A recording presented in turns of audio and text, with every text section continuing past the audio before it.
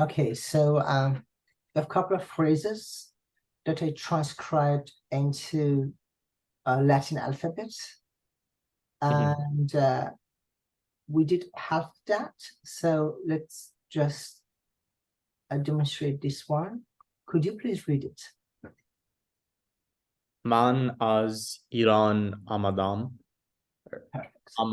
آمدم. Correct. من از ایران آمدم. So the I would suggest with the stress, starts always with the first vowel that is C. Man از ایران آمدم. Once again, من از ایران آمدم. Go ahead. من از ایران آمدم. Perfect. Could you first analyze it for those who are absent here, syntactically, and then going forward with the translation, please? Man is the subject, as is preposition, Iran is the object, and Amadam is the verb. Perfect. And the translation would be? I came from Iran. Absolutely. This is just also for the students who are not here. It's really not about the translation.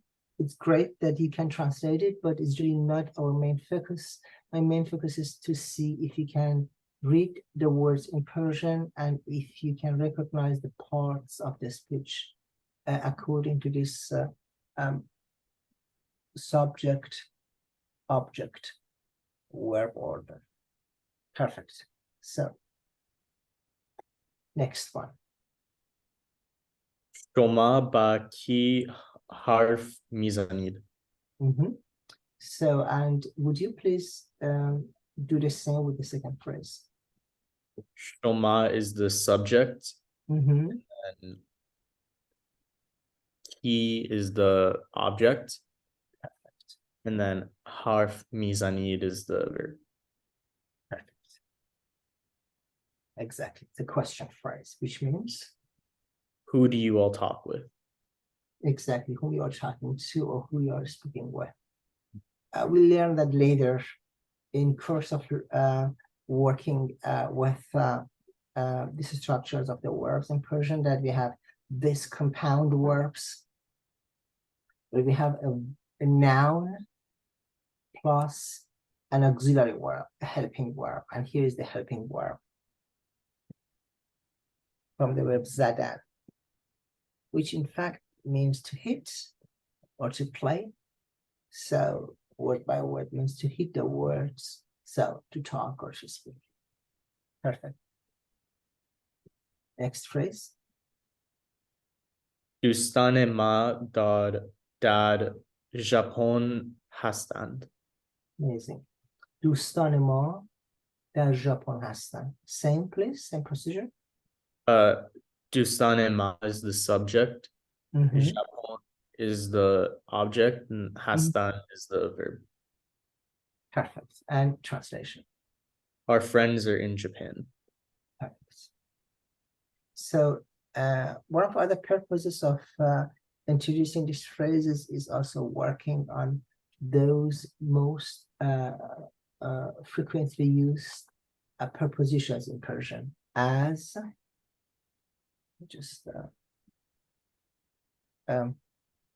as, با, در, which literally means from, with, and in, respectively, as, depending on what in the English translation would be more suitable. But in Persian, we have just one preposition, and that's in and at. There is another preposition in Persian that has more or less the same meaning, and that is to. Sorry. And this to means in or at. Though this to will be often used for colloquial purposes. In written Persian, we go ahead and use, in fact, the word dar, this one, but to is also very frequently used when you're speaking vernacularly. So you could also say دوستان ما تو ژاپن هستند. They're the same words, dar and to. Okay. And one thing that you have to know about this homophony of the word dar, it has also a second meaning. You know the second meaning, Devin? It has also a noun. Now it's not just a preposition, means door. Exactly. Yeah. Door. It means also door. And of course, it's obvious because you have to imagine that the word dar, that means in or at. So it talks about the exterior, something which is interiority, something which is inside, which is in, right? Because a port, a gate, a door opens into a privacy. So that's why that has these two meanings of preposition at, in, or the word for gate and door. It is in fact the same part, the first part of this word of dari, that we do know that in Persian as the dialect of Afghanistan, because they believe that dar, which is the short form of the word darbar, which means court, it was actually a coarse language, right? It was a royal language. That's why with the empowering of Pashtus in Afghanistan, the word dari has been more in mouth than the word Farsi, even though there was nothing like dari in, let's say, in the biggest Iranian plateau. We had just Persian or Farsi, but in order to create a distinction between that what it was spoken in Persian in Iran, Farsi, and what the Afghans speak in Afghanistan, they designated this word dari to show it is not the same like Persian. However, if you look at the newspapers,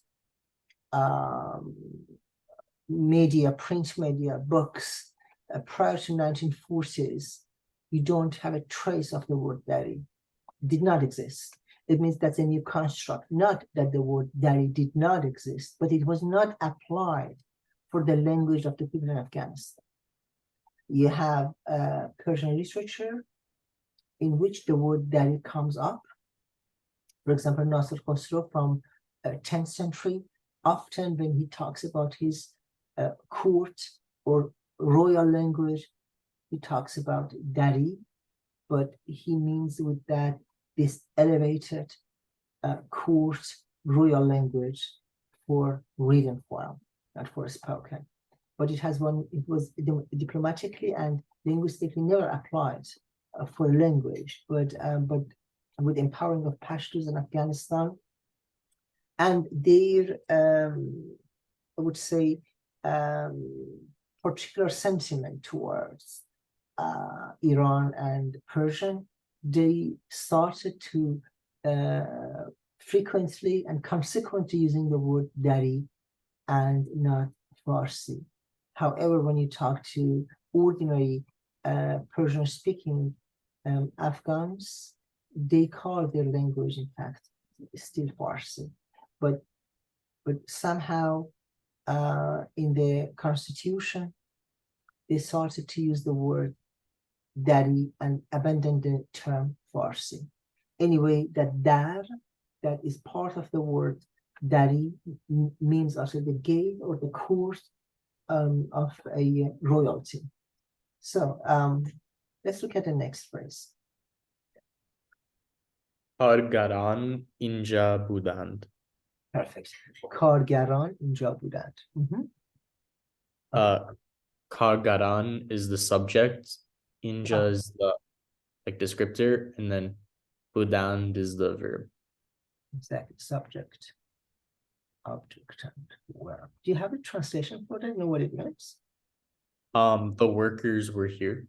Perfect. کارگر is worker, and you have this alif and nun at the end of the word that creates a multiple or a plural form for the word کارگر, which is by itself is also a compound word from car plus the subject maker word suffix gar. Car is the work, kargar is the worker.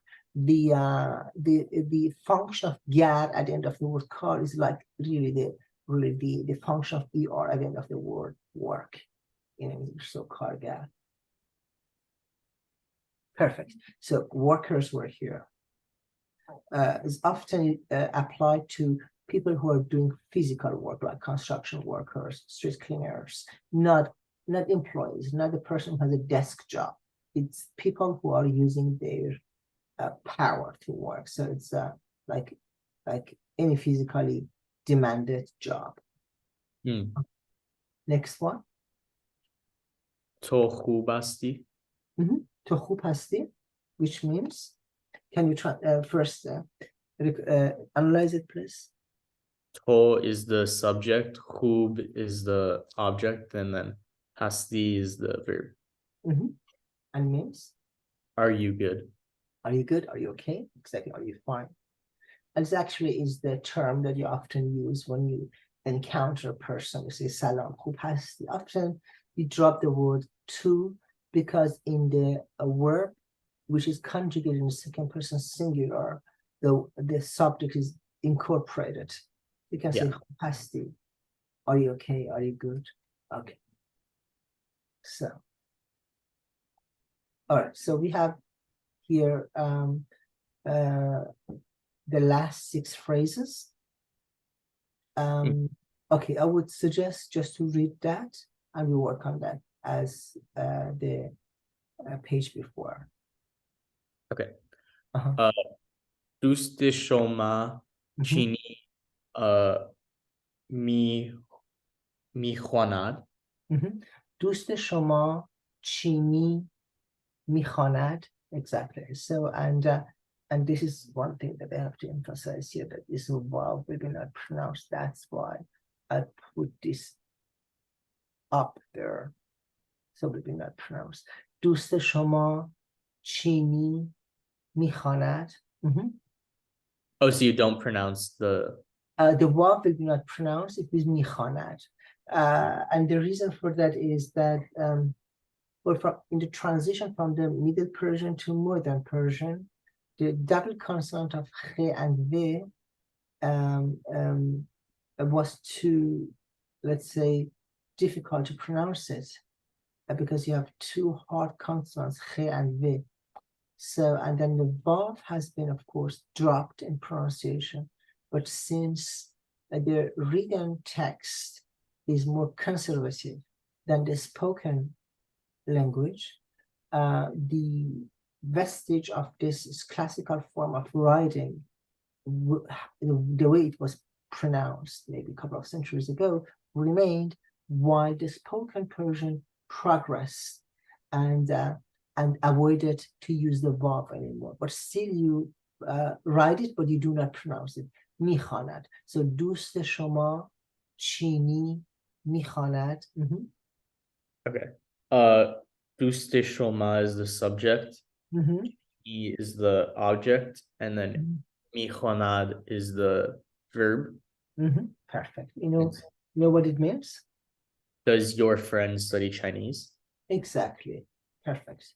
دوست شما چینی میخواند. And the verb is خواندن, and خواندن has 3 different meanings. The basic meaning is, in fact, to read something, which of course means to study something. The second meaning. The third meaning is to sing, right? So خواندن is also to sing. Perfect. So, okay, the next phrase. من دیروز در بال بودم. Bâle is the French pronunciation of the city Basel in Switzerland. Okay. So Basel. Man is the subject. Bal is the object. And then būdan is the verb. Okay. Yesterday I was in Bal. Yes, in Basel, in the city of Basel. Basel. Yes. Okay. Did you find out that the word Bâle is the French pronunciation of the word Basel, or you thought that's just No, I just the ball. Oh, okay. Yeah. I just put a blank space. I didn't know what bal was. Yeah, I mean, we have the word ball in Persian, which means wings in Persian, but it doesn't make any sense that to say Yeah. it wasn't a wing. So it's the French pronunciation of the word ball. So the reason for that is that when Iranians came into the contact with the Europe, France was the first country where the Khajarid princess and prince, in fact, had the opportunity to go to, and also the generation after who went to study abroad, the first destination was France. So, and with that educational migration from young students who went to France to study, it came also a wave of literary translations of world-class literature into Persian. And of course, the translation was from French into Persian. Now, it didn't matter whether it was a British literature, was an Australian literature, or was it a Japanese literature, whatever. It was just translated from French into Persian. And as a subsequence, name of lots of cities and countries that were for the first time became, let's say, known to Iranians. They became known to Iranians according to their French pronunciation. And that's why the name of lots of cities and countries, even the name of the European months or Gregorian months, Christian months, in Persian are according to the pronunciation of the French of those words. That's why we don't say, for example, the city Basel in French, we say Bâle, as we don't say Geneva, we say Genève, right? As we don't say the word Berlin, we say Berlin or Berlin. And the reason for that is because we just captured all these words and in fact registered all these words according to the pronunciation, how the French pronounce those words. And why? Because the first encountering was the French literature, or at least the literature that has been translated or transmitted into the French, and then later has been translated into the Persian. And the translators, when they came across a city, for example, Basel, and they saw, okay, that's the word Bâle, they just took it as a transliteration and they wrote it into the Persian. And that's why you have an influx. Next, of course, next to the lots of loan words from French language, like elevator, like lots of other words, we are using French words, particularly those technical words that have something to do with the modern technology. We didn't have Persian words for that, so we started to use French words. But we had also this phenomenon that those words of the proper metonymics, toponymics, name of the cities and countries, have been written into Persian based on their how in the French literature was registered. Okay, next phrase. او فردا به ژنو میرود. Perfect. او فردا به ژنو میرود. Perfect. Okay. Wait, so is it میرود or میرود? Is it like no, we don't have the W sound. okay. The transcription here is according to the German transcription of the so-called Deutsche Morgenländische Gesellschaft, which means German Middle Eastern Society. Okay. But they offered actually the W for the sound of Vav in Persian, because in German, the W will be not pronounced like a wow, but like a V. So okay. whenever you see this W in my transcription, it really means a V. It could also write with a V. Okay, that's what I figured. Yes, exactly. So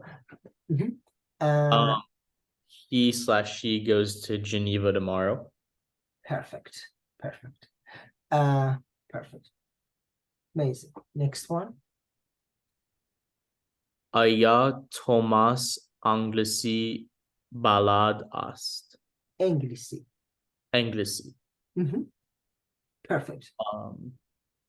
So the آیا thing, that's like when you ask a question, right? Exactly. It doesn't have any particular meaning. Okay. It's just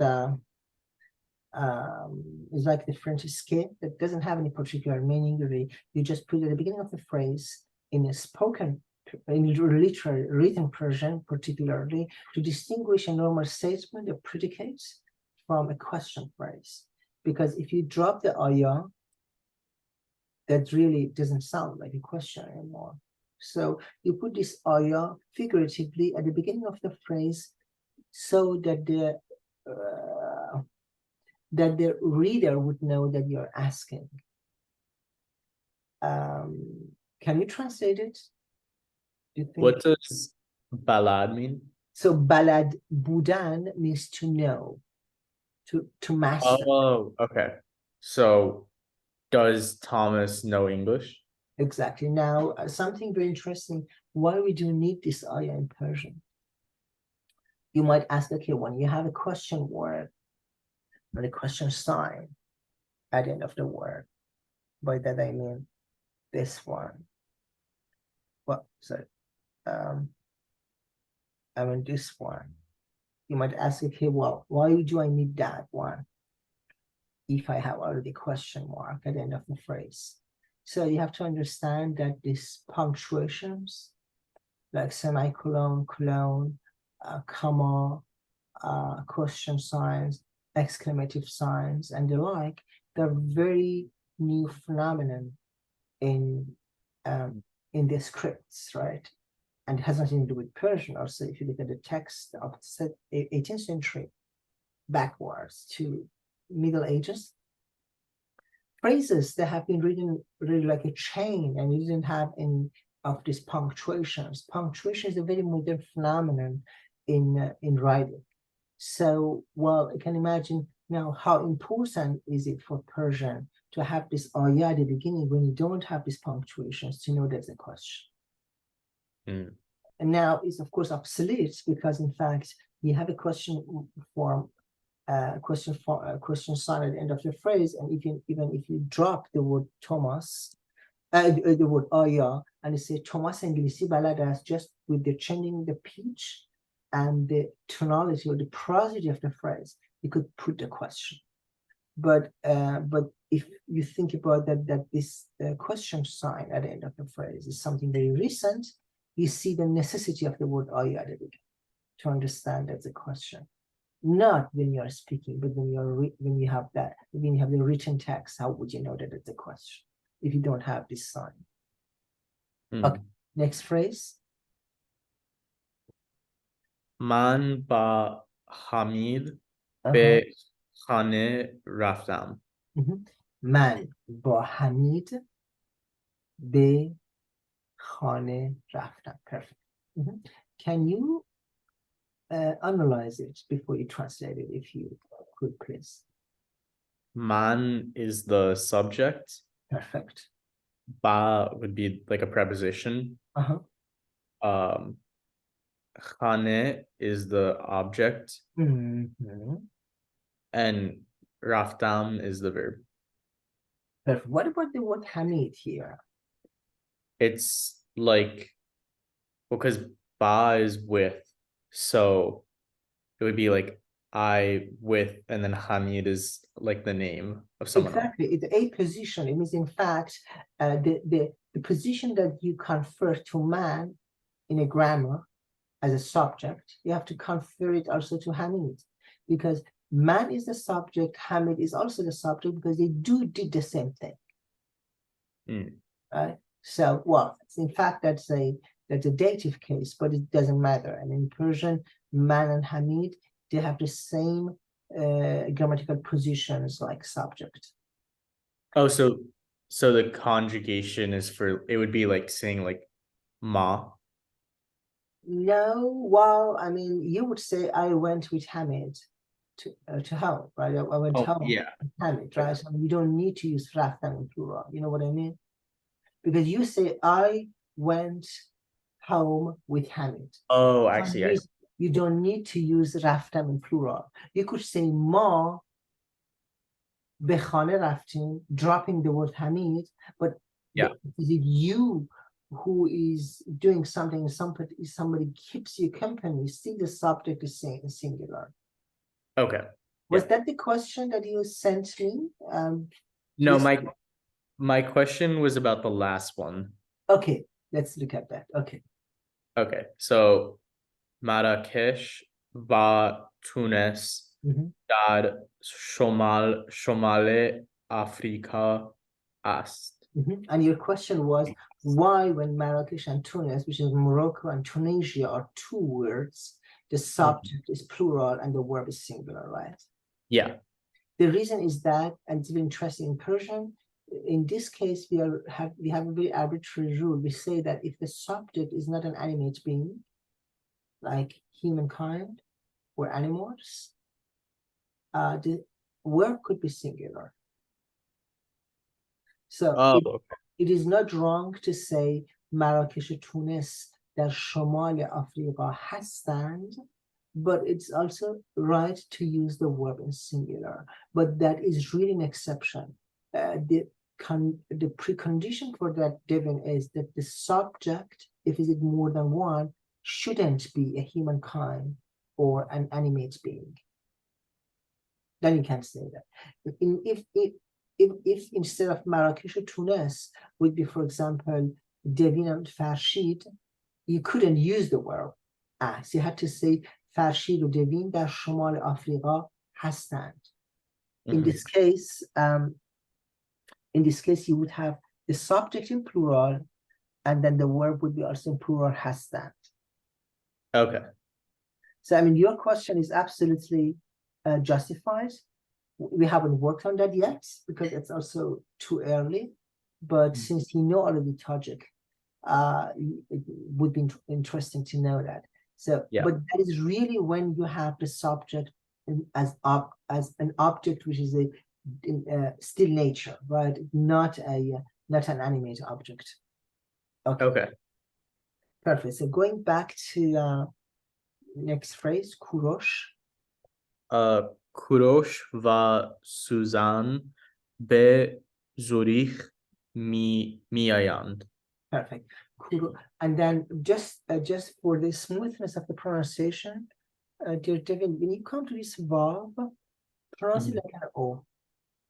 O? کوروش و سوزان. Okay, and so connected this with that one. You don't say کوروش and lots of stuff. Oh, Suzanne. It just really say Kurosho Suzanne. Of course, when I transcribed that, I had to write the letter, right? And that's the V. But in the pronunciation, it has to be Kurosho Suzanne. Okay, so for the like Marrakesh one, it would also be like Marrakesho Tunis. Absolutely, always. We don't actually have va in Persian. Va is an Arabic phenomenon. But in Persian, it is really an O. So I know that in Tajik, you would say U, you would say Kuroshu or Marrakeshu, right? But because you extend the verb to extend the O to an U, but in Persian, it's a short O. Okay. Okay. So Kuroshu Suzan be Zurich miayand. Do you have any translation for that? What it means, or just maybe analyzing the phrase if it's okay for you? Yeah. So Kurosh and Suzanne is the subject. That's correct. Be is preposition. Zurich is a object, and then miayand is the verb. Perfect. Subject, object, and verb. Perfect. And it means Kurosh and Susan come to Zurich. Amazing. Perfect. Okay. Next one. Hadi dar Alman zindagi mikard. Okay. And Hadi is the subject. Perfect. Dad is preposition. Alman is the object, and zindagi mikard is the verb. Perfect. Just a very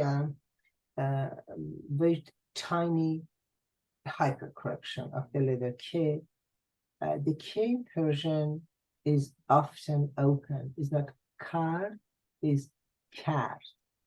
Cad. Okay. Like the word and kind or kindergarten, right? Is mikad, not mikar, but mikad. So we have also the closed K in some combinations, but here when you have an open vowel before E, so the K will be opened, so it'll be mikad. Okay. Okay. Okay, what does it mean? Hadi lives in Germany. Lived in Germany. Oh, lived. Sorry, yeah. Lived in Germany, and that is the past continuum, right? Kept living or was living in Germany. Perfect. Wait, I have a question about that. Why is it like in the past tense if it's like the me con? Good question. Well, I mean that's really is a little bit advanced for the level, but Yeah. since you know that, I explain it to you. So we have the verb kardan in the past tense. You could say Hadi dar Alman zindagi kard, dropping him, and it means Hadi lived once upon a time in Germany. It's a simple past. What did happen to him? We don't know, and the time span in which Hadi lived in Germany is not clear. But the me at the beginning is an augment of the continuity in the past tense. If you would put it at the beginning of the word in the past tense. So mikad means was living or kept living. Now, if you put the same me at the verb in the beginning, at the verb in the present tense, it would be then present continuum. So I could say Hadi dar Alman zindagi mikonad, is living right now. So it's the same me, Devin, but if you put it at the beginning of the verb in the past, change the past, simple past, the past continuum or past. Okay. Past. Yeah. Okay. And the last phrase. Oh, we did. Oh, I can do it again. Oh, yes, we did it. Yeah, of course, we did it. Okay, yes, exactly. Morocco and Tunisia are in the northern Africa. Okay, perfect. So I would then stop sharing that, and I would like to go working on a topic which is quite crucial, and I hope that the students would really take care of that. And that is about, in fact, working on the verb to be in present and past. Let me share the screen with you. Okay. All right. So we learned already that in Persian we have this subject, verb, object. And this subject in a phrase could be a noun, a pronoun, a proper name of an object, etc. Now, in fact, we have 6 personal pronouns, and 3 of them are singular, and 3 of them are plural. And on the right side, you see the pronouns in Arabic letters, and on the left side, you see the transliteration of those words into the Latin alphabet. And with that, we are learning, in fact, the first mandatory vocabulary of modern Persian. So it is man, which is the first person singular pronoun for I. Then we have to. Important is that you consider that's a truly to with a short O. You write the verb, but you do not pronounce it. And then you have u, and u means he or she, as Persian, in fact, is a gender minus language, so it does not differentiate between masculine and feminine. And then we have the plural of that, ma, shoma, and ishan. Now, at the same time, I would like to give you also a very short hint or introduction into the colloquial Persian. So man and to in Persian, they don't have any colloquial form. It means you could use that as well as for literary Persian, but also for spoken Persian. But u in Persian, the last one, it has a spoken form, a vernacular, a colloquial form, and that is un. It means that when we talk about third person singular, we could really use the word un when we are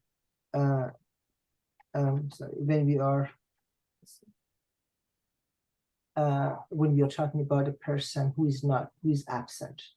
Un. It will be written also sometimes, maybe in the stories or when you transcribe spoken Persian, you write un.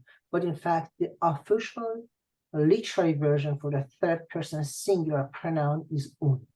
So u, without nun at the end. Okay. So at the same time, I would like to draw your attention to another pronoun in Persian, and that is an. Now, what is the difference between un and an? So an, in fact, is sorry, un. Just write it here again. So un, and then you have an.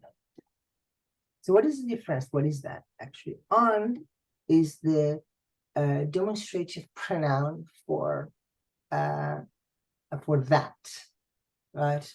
If you address a person or an object who is not here, you could say an. But there's a very subtle difference between u and an. U is really referring to animate objects and exclusively to humankind, man and women. But an could also be addressed when we are talking about an object, an animate object like animals, plants, and also objects like whatever it is, for example, a car or an iPhone or a house. You could use the word an. But it's important that you know that sometimes they're interchangeable. You could use the word an instead of u, as long as you don't mean he or she, but you mean that. For example, I can say an pesar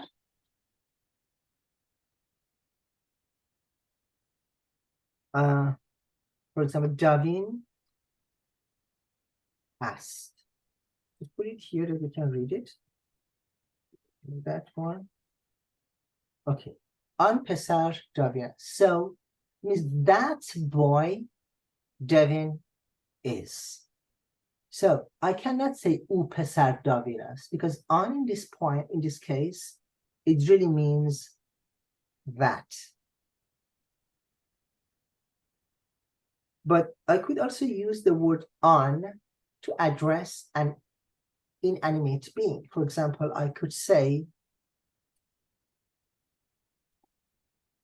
an, comma, kitab است,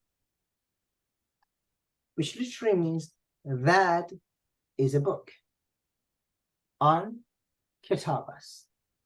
That's a book. So it means either we use that word an as a demonstrative pronoun to address an object or a person, or I'm using that just as a pronoun. In this case, I do not use an as an adjective, but as a pronoun. So, and there's a difference between the phrase up, on کتاب that's book, or that's a book, and down there, on پسر دوین است, that boy, or that boy is Devin, right? So now, in terms of colloquiality, the spoken Persian, both u and on, in spoken Persian, they become un. And that is one thing that you have to know. It means you have u and on, u or on, and both these words in spoken become un.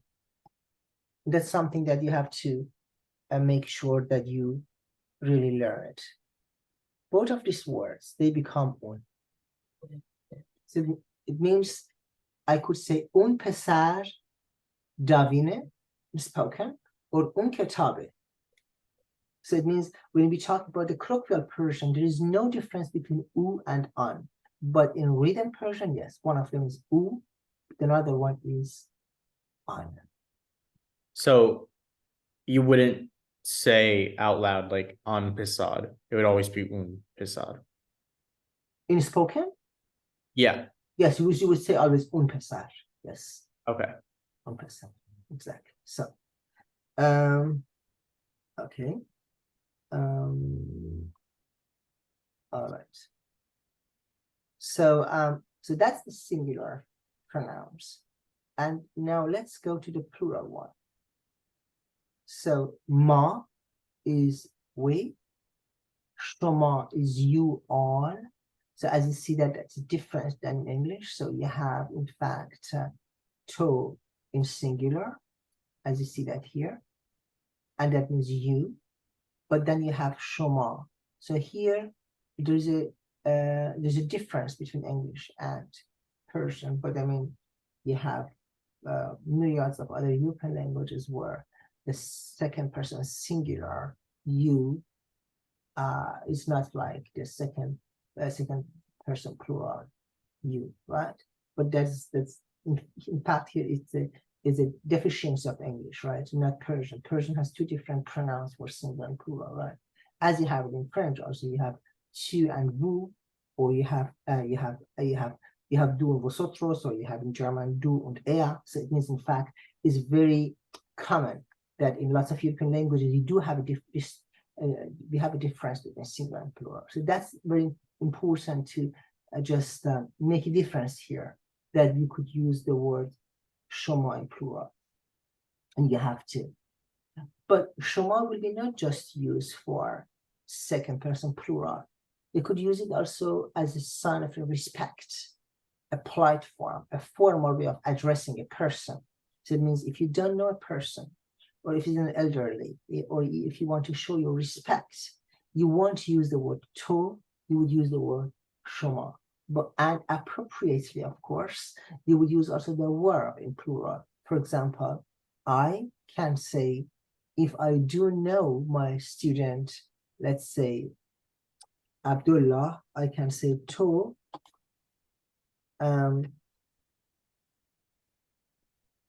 Abdullah Hasti. But let's say if I do not know Tatiana, as the first time I'm seeing her, I would say Shoma Tatiana Hastid. It doesn't mean that I'm addressing more than one person. It is just that you want to be polite. You want to be also at the same time distanced because you don't know the person.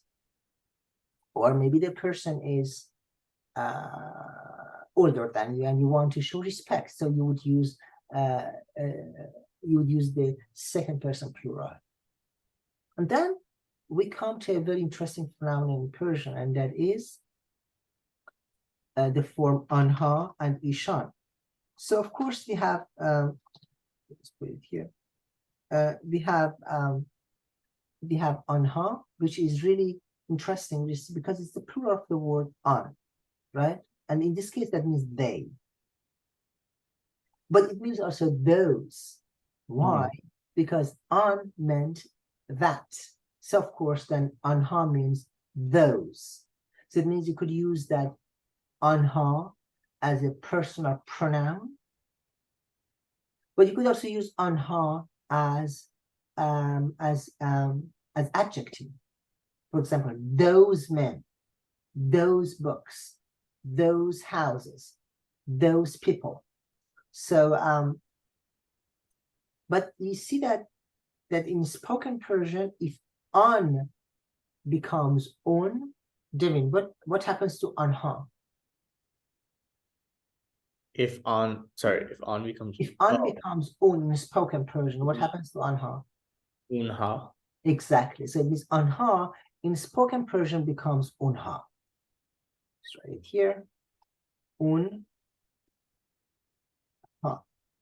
And that means they in spoken Persian. In this case, in fact, ānhā could mean they or those. Why there's a difference? Because in fact, I can say آنها خوب هستند, which means they are good, right? You have the subject. This is a pronoun, and you have the subject. I have the object, and I have the verb. آنها خوب هستند. They good are. Now I can use the word آنها also not as a personal pronoun. I could also use that as a demonstrative adjective. For example, I can say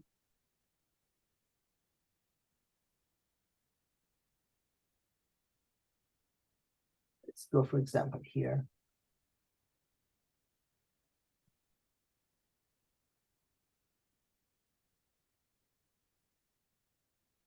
So for the pronunciation of like ānhā, that's only if you're saying those. But if you're saying they, you would still say ānhā. No, also in the meaning of in the meaning of they in spoken Persian, it will be ānhā. Okay. So and now I can, for example, address a group of people and say آنhā, those. آنhā. And that would be then a kind of when you really address a people, right? Let's imagine a group of people are standing here. Imagine there are a group of people here gathering, and I'm addressing them. And I want to show you, for example, look, Devin, آنhā, and I'm really addressing them, those. So it means, in fact, you could use that آنhā not also they, but also as those. Okay, but when you address them, you wouldn't actually say ānhā though in spoken Persian. No, in spoken Persian we say ānhā always. Always. Okay, so if we're reading, if we have like an exercise and we're reading it, we would pronounce it ānhā. No. When you're reading that, it would be ānhā. It's the way you see that. But in spoken would be ānhā. By spoken, do you just mean like conversation? Yes, spoken Persian, not the written Persian. Not when you are speaking, when you're reading a text out loud. I don't mean that. Okay. I mean when you are using that for colloquial, vernacular, spoken everyday Persian, not for a non-scripted text. Right? When you are talking to person, you would say ānhā. Okay. Now, okay.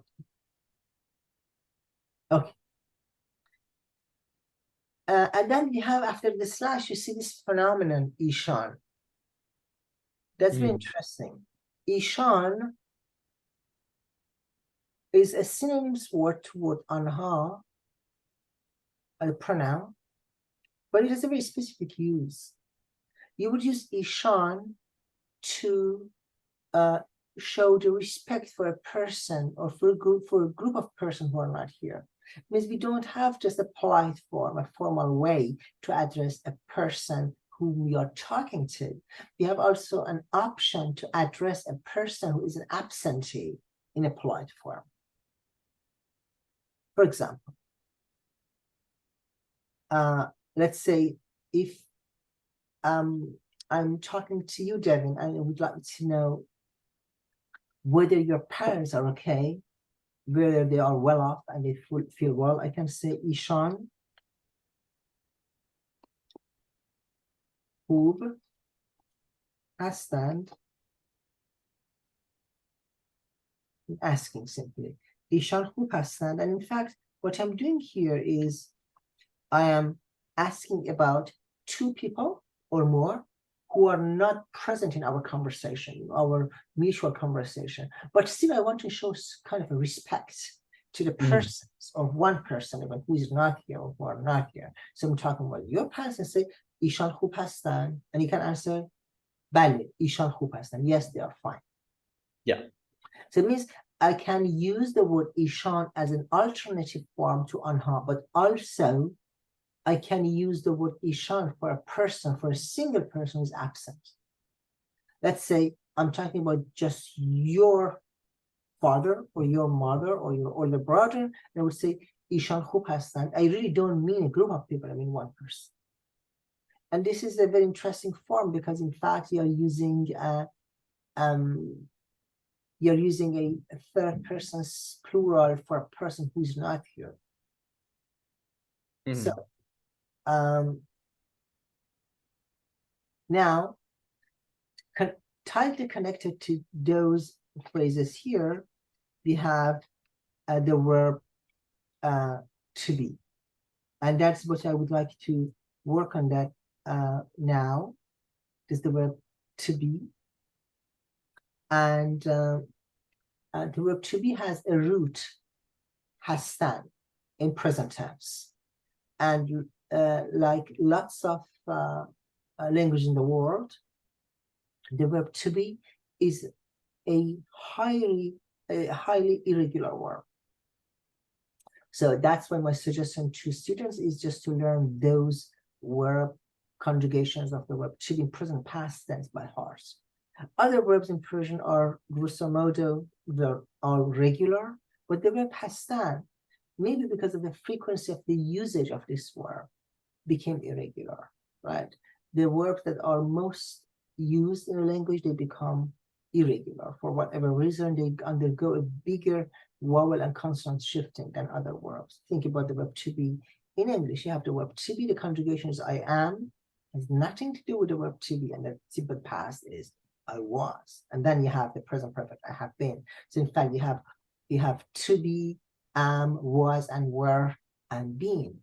So it means you have 4 different forms for one and the same verb in different cases and different tenses. So no wonder that the verb to be also in Persian is different. So the verb to be has 2 infinitives. If you want to conjugate the verb to be in the present tense, you derive that from the verb hastan, as I highlighted that here, the verb hastan. And the verb hastan is the infinitive of the verb to be.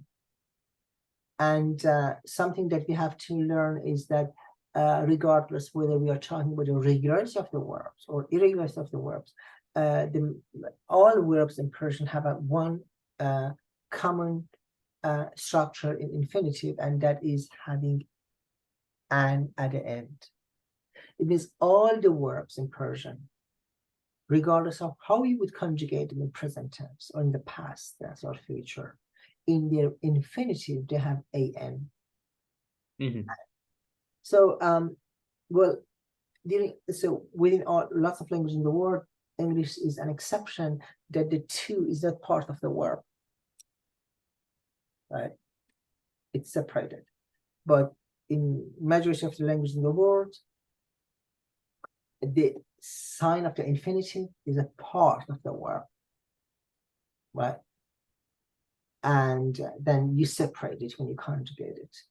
So, but in this case, also the verb hastan has an infinitive form, and that's hastan with the an at the end. And when you want to conjugate this verb, you drop an from the end of the verb, and then with that you already have the third person singular. Hast, as you see that here. The third person singular, it has already done the form hast. So it means, in fact, you drop the and from hastan and you have immediately the third person singular. The third person singular in Persian, in the past and present tense for the verb to be, doesn't have any personal ending. But you see that it has a binary form, hast and as. Well, semantically, they have a very different, they have a very subtle difference. Hast means exists and as means is.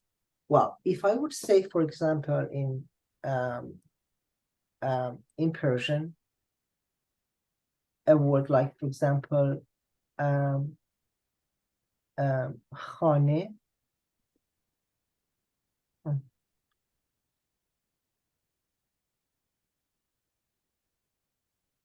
khāne, ast means the house is. What is it? There's another complete phrase, but I mean, it means the house is. But if I would say khāne, hast, it means the house exists. So this is a vowel shifting from the aspirated aleph to a aspirated H, which happened in the classical Persian. In fact, hastan and astan, or hast and as, are two versions of the one and the same word. In one of them, the first consonant has been aspirated, changed to an H, and another one remains silent like an aleph. And this is something very, in fact, very typical for in the European languages. If you think about the word history, just giving you an example, and the word is us, that's the exist one? No, hast. Exists. With the he, exactly. Not the as. That with the he at the beginning, this one. And now what happens, and this is a very typical phenomenon for lots of languages in the world, including even English. Look, you have the word history with the meaning of history, right? That what is written or oral, and then you have story. Well, in fact, if you look at that, there are two different words, but they are not two different words. Both of them, they have their root in the Latin word historia. And storia means legend, story, and history.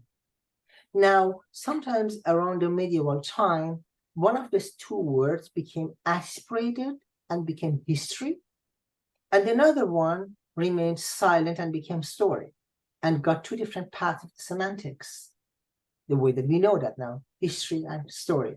Well, in lots of other languages in Europe, there are one and the same word for history and for story. For example, if you think about the word histoire in French. Well, histoire in French means history and story. Or giving you another example, the word Geschichte in German, that means story and history. So it means it is understandable that in English, something happened, that one H became aspirated, another one became silent, and there is no H anymore at the beginning. So now is exactly something that also happened in Persian, that one of the two verbs got an he at the beginning, and with the meaning of to exist, and with another one as. But that is just in the third person singular. All other persons remain the same. So back to the personal endings. Hastan means I am. And that am at the end is a personal ending for the first person singular. Hasti with the ending E means you are. And as you see that the third person, asked or has, doesn't have, in fact, any ending. And then we have the plural form. Wait, so Yes, go ahead. so as an example to like understand the difference of ast and Hast. half. So would you say like pesar, like hast, like to say like there is a boy? Well, no, pesar as means that's a boy, not a girl, right? For example, look, if I would say a phrase like that, let me just write it here. If I would write a phrase like in pesar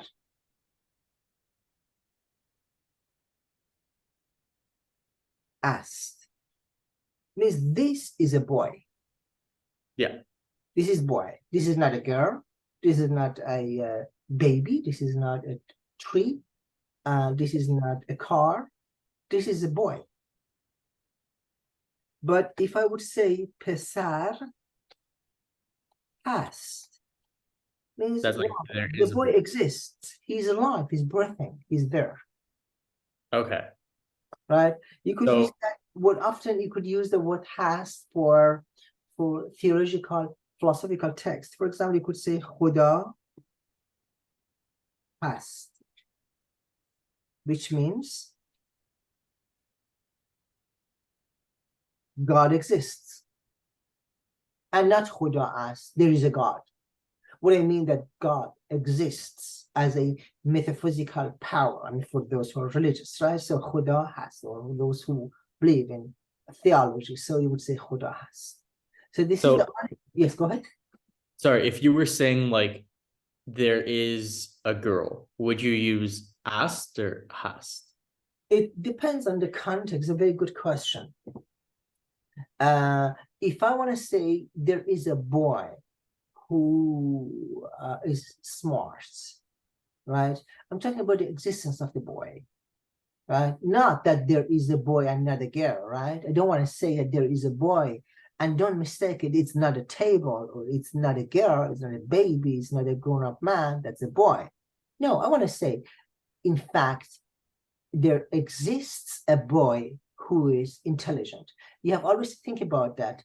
Do you mean there is a boy that means he exists? So they would say has. Or you want to say there, that's a boy and not a girl, that it means, and then you would use the verb as. You know what I mean? Yeah. So yeah, I think I understand. So like if you want to say like I'm trying to think. Just like if you're saying like there is an object, like there is a book, then that would be talking about like existence. So Yes, you hast you would like use has, exactly. okay, like he told hast like Exactly, the book book exists. Okay. exists. Exactly, exactly. Okay. So I think and what it means is that specific to the human being or animated being, the verb has. You could also apply it to the all phenomena in the world, right? It doesn't matter. It could be every phenomenon. You could use the word has, as long as you really mean that that object or the person exists and is object. So okay. Then we have the verb, and as you see that the verb as and has, they don't have any personal ending. Let's say for the modern Persian, it doesn't have any end. And then we come to the plural form. Hastin, we are. Hastid, you are. And hastand, they are. And that is, in fact, quite straightforward. Once you learn these endings, and, zero, in, it, and, you could literally conjugate every single verb in the past tense and the verb hastan in the present tense. Why I say every single verb in the past tense? Because in the present tense, the third person singular has an ending. So knowing that, if you think about a verb like būdan, which is the past tense of the same verb, the verb būdan, let's write it here. Oops, sorry. Būdan Now, and you drop the an from the end, it means you just drop this part.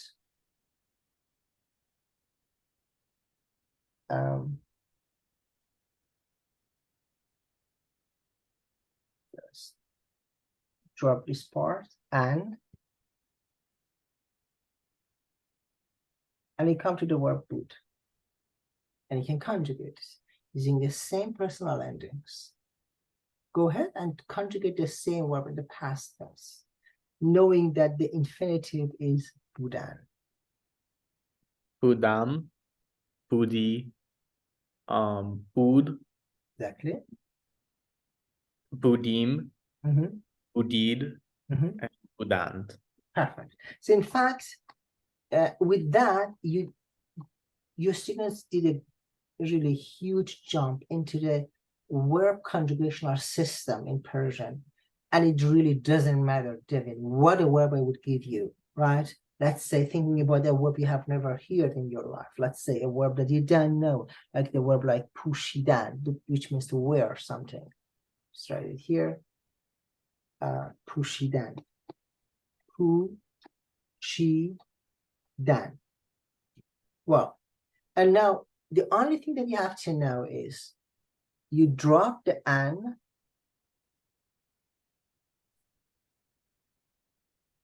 and you're good to go to conjugate it. Go ahead.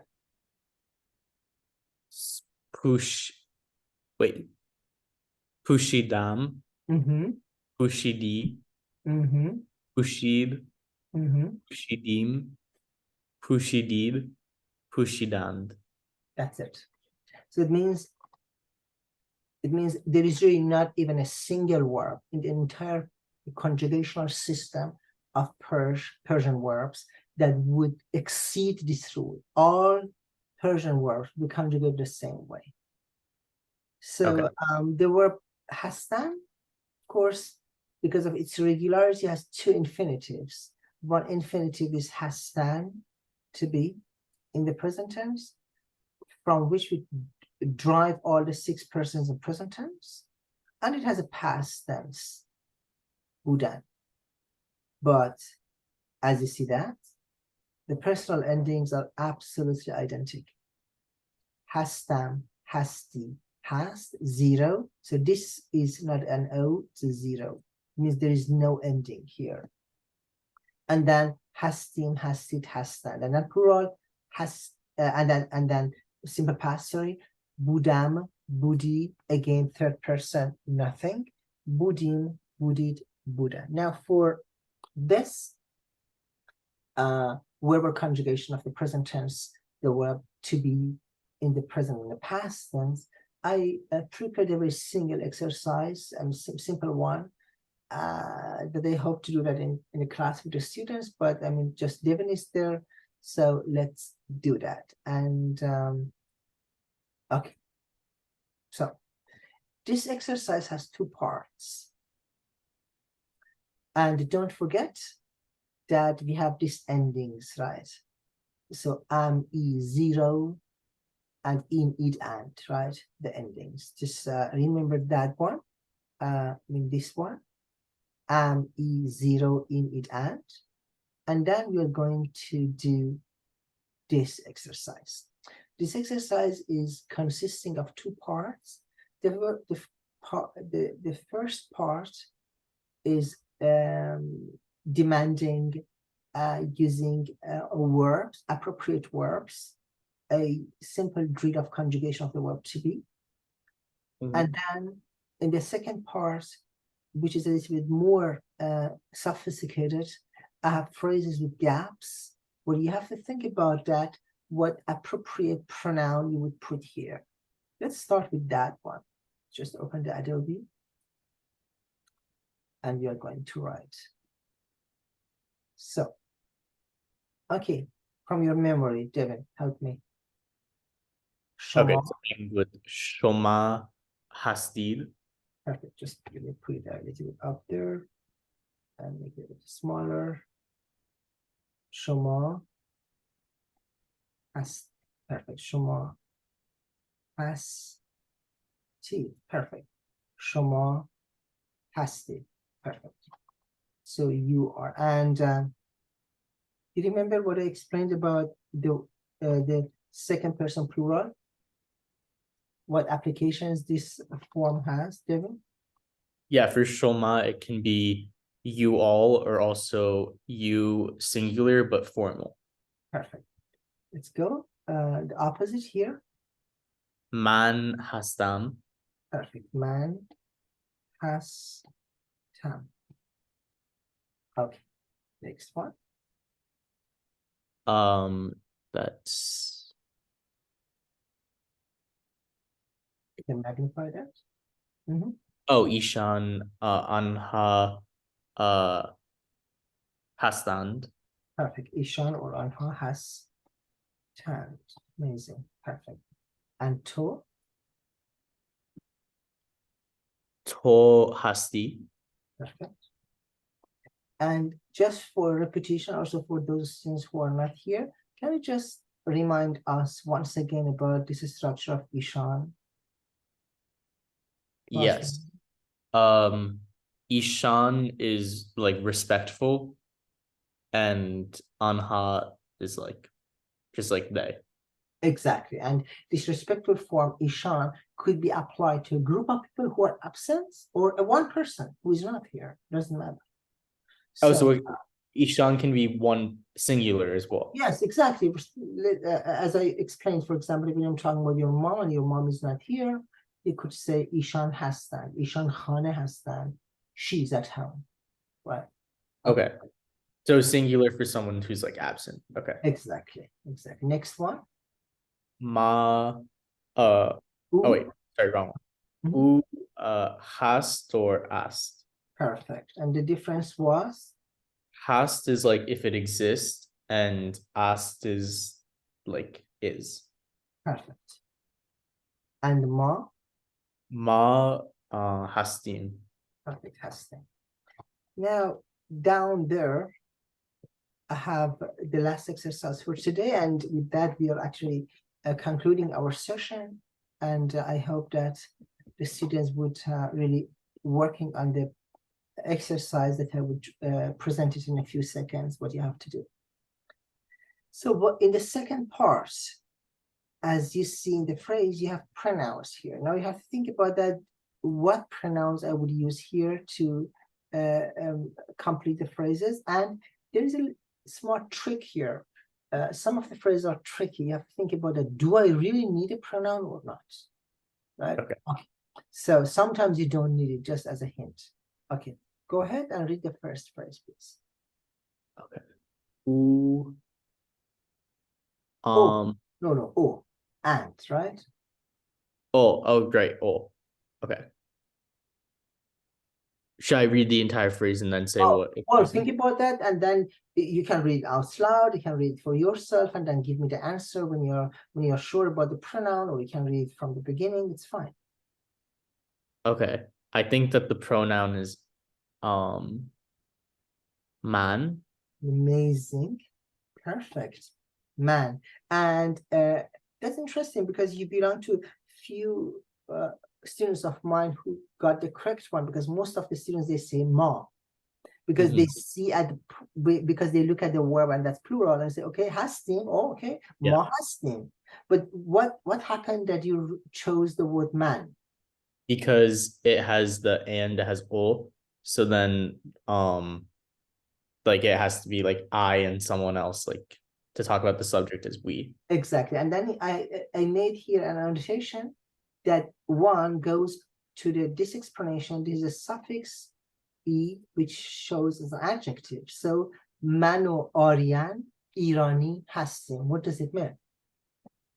Man, I and sorry, what's the name? Orian. Aryan. I and Orian are Iranian. Exactly. And I and Aryan, we are Iranians. Exactly. Yeah. Since Aryan is a proper name for males. So, this is something that I would like to work with the students next session. That is the phenomenon E that comes at the end of every country, city, and and designated area, geographical places, and shows that the person or the object belongs to that place. It's like ish or IAN in English. Think about that, for example, American, Italian, or Turkish or Kurdish. This E at the end is, let's say, equivalent to ISH or AN, or let's say IAN, right? Just to let you know. Now, the subsequent phrases are also like that. You have really just the name of the countries or cities, plus this E at the end, this long E at the end that is actually an adjective maker, shows that the person belongs to that city or country. Okay, let's go to the next phrase. So wait, just to clarify, the short vowel like id, that's like possession. Yes. And the E is adjective. Adjective, exactly. But I'm just gonna write that down. Perfect, perfect. Okay. So then that was then Manu Aryan, Irani Hastin. So I let it blank. So it would be part of the exercise for the students who are not here. Okay, next phrase. For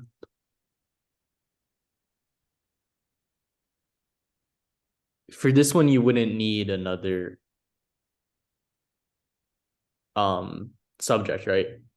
No. So it's just Tomas or Tomaso on Andre. Andre. Andre. Ta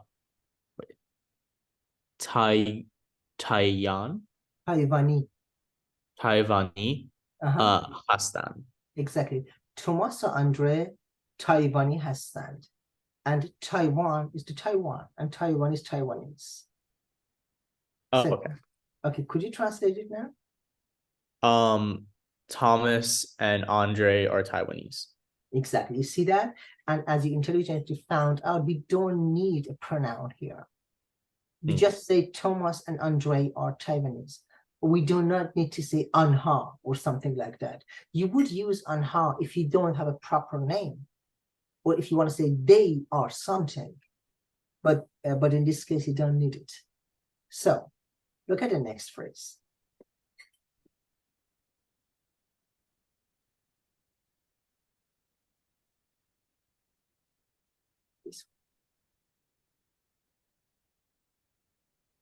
So could it just be like any name or like any third person? Well, look at the verb here. So it's hasted. Hasted, right? Who is addressing? Who is addressed here? You all. Yes, yes. So, well, I cannot use a proper name here, right? So is it just Shoma? If you want to be polite, yes. If not, But because it's like or yeah. I mean, Shoma is fine as long as you want to use the formal way of addressing one person. But you could mean also you and Barbara. You both are Shirazi. Oh, I see. Okay. Right? So what would be then the pronoun? To. Exactly, to. Perfect. To Barbara Shirazi Hasid. You and Barbara are from Shiraz, right? Again, this at the end that shows the designation of a person or the belongingness of a person to a city. Shiraz, a southwestern city of Iran. To Barbara Shirazi Hasid. Did you know the city of Shiraz, Devin? Yes, I heard. Okay, well, I'm from that city. Oh, yeah. Okay, yeah. Okay, next one.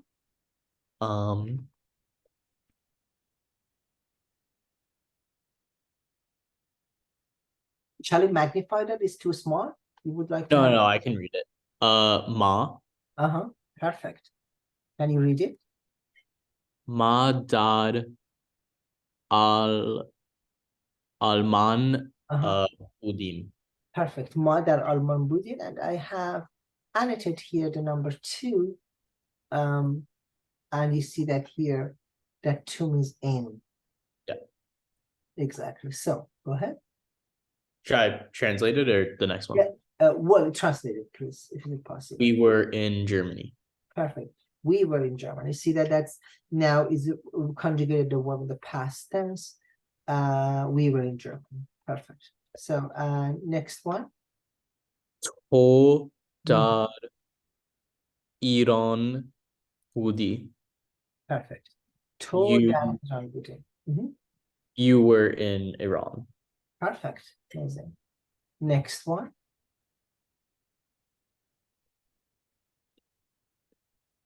There are proper names, just to let you know, and that reading proper names of European backgrounds in Persian is the biggest obstacle, because you expect a Persian word, but the word is not Persian.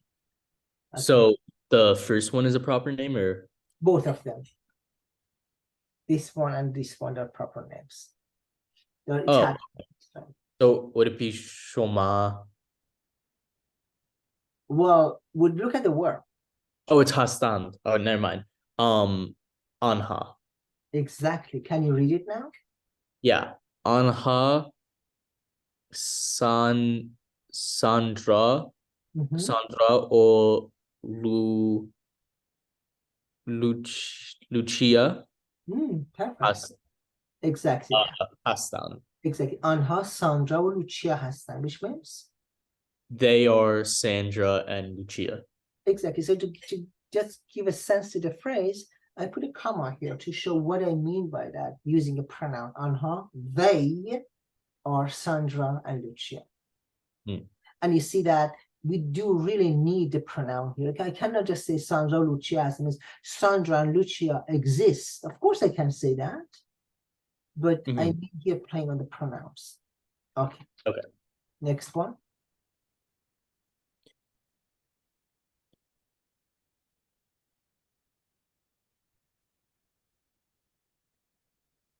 Man. Man Irani hastam. Perfect. I am Iranian. Perfect. Man Iranian hastam. Perfect. So next one.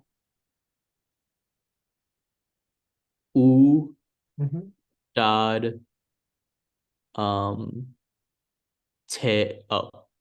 Tehran būd. او در تهران بود means he/she was in Tehran. Exactly, because we don't have male or female designator in Persian. Perfect. So the second row. To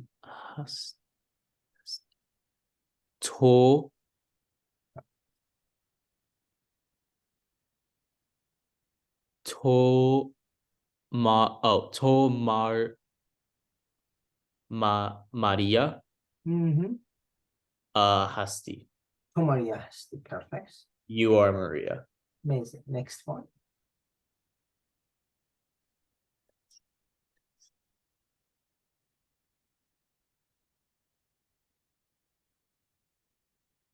Shoma. Perfect. Shoma. Shoma Joshua. Joshua. Yeah. Oh, Joshua or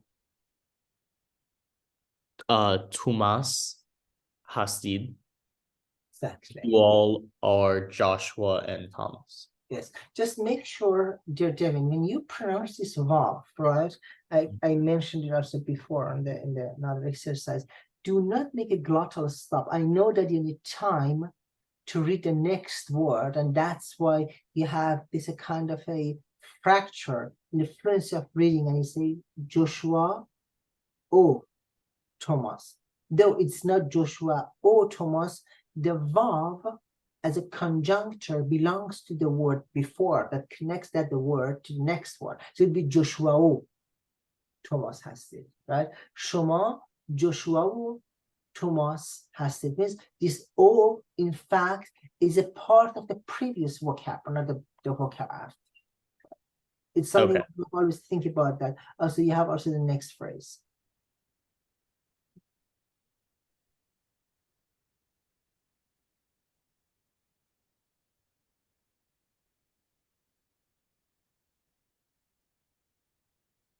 آنها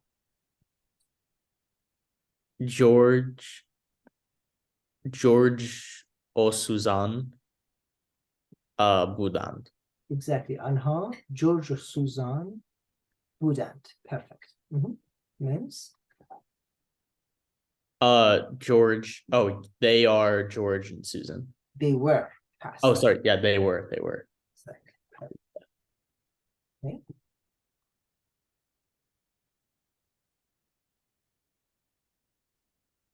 Man Mhm.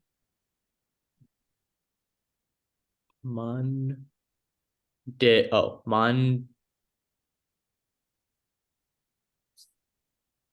Mhm. debo what wait, so it's man Uh-huh. debo Is, deboy is Deborah. Deborah. Okay. Mhm. Man Deborah Hastan. Nice. Man Deborah Hastan. I am Deborah. Perfect. Next one.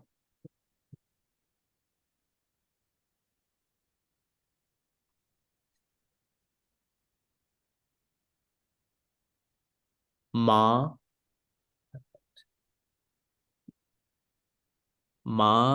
um o Otishi.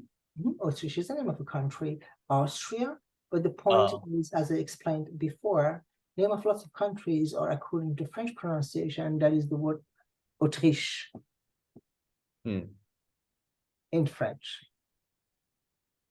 Man Otishi Hasim. Ma Autriche Hastim. Exactly. Oh, ma. Exactly. We are Austrians, right? Ma Autriche Hastim. Yes. Right. Next one.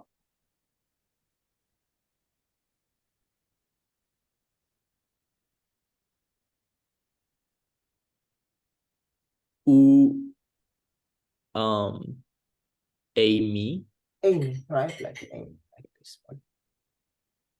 Yeah, Amy Boone. Who Amy would. Now, Devin, just a quick question. If I want to say this phrase colloquially, not a reader, how would I say that? Yeah. Exactly. Un Amy would. That's it. And now un Amy would could means that was Amy or she was Amy. But that you would understand it just within the context, right? The context would unveil or reveal whether you mean un like that or she or he. Next Okay. phrase. Next phrase.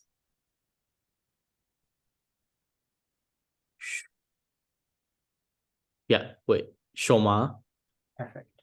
Shoma dar Tehran budid. شما در تهران بودید means You all were in Tehran. perfect. Next one. آنها dar Shiraz budand. آنها در شیراز بودند. They were in Shiraz. Perfect. Un or u Exactly. dad Italia food. Perfect. Un or او در ایتالیا بود, which means He/she was in Italy. amazing. Next one. Is a repetition again. To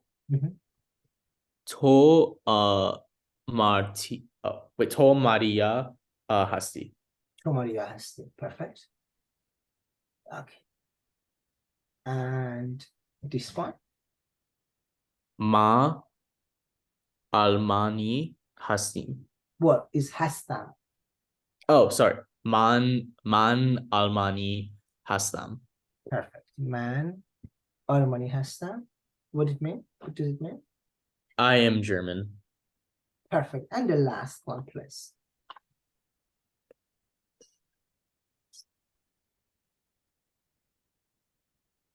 Are the first two things names?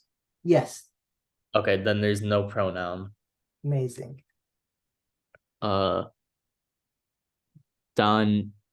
Danielle. Daniel or Daniel. Wait. It's a la. I don't. It is just le and aleph, right? Oh, Daniela. Exactly. Daniela, Daniela. Danielo, Daniela. Italia. Wait, Italia. Yeah. Wait, Italia. Italia. Italia. Hastan. Perfect. Which means? They sorry. Daniel and Daniela are Italian. Perfect. That's it. Amazing. Thank you so much. And just for the upcoming session, I have here a quite sophisticated exercise. So you have a couple of words with the translation, and a couple of nouns here, which are all have been translated down there, what they mean. So, and you just choose one of those vocabs here. Let's say the word cinema, and you put it in a phrase that makes a sense, and then you put also the ending. For example, look at this one. Man be cinema raftam. I went or have gone to cinema. So it means you just choose a word here and you put it in the phrase, and then you conjugate the appropriate verb with the appropriate ending. And the idea is just that you would really use a noun just once. Okay. And you have a couple of verbs. Raftan, amadan, to go, to come, to go. Amadan, raftan, to come, to go. Kardan, to do. Dadan, to give. Būdan, to be. So all we have to do is just write in the... Exactly. Finding the right word, putting in the right place with the right conjugation, because not every single word would be a match to every single phrase, right? That means it has to make a sense also, right? Okay, so yeah, go ahead. We're putting in a subject and we're conjugating. Exactly. That's okay. It. Perfect. Okay. Have a great time and see you then next week. Thank you. Yes, thank you. You're welcome. Bye.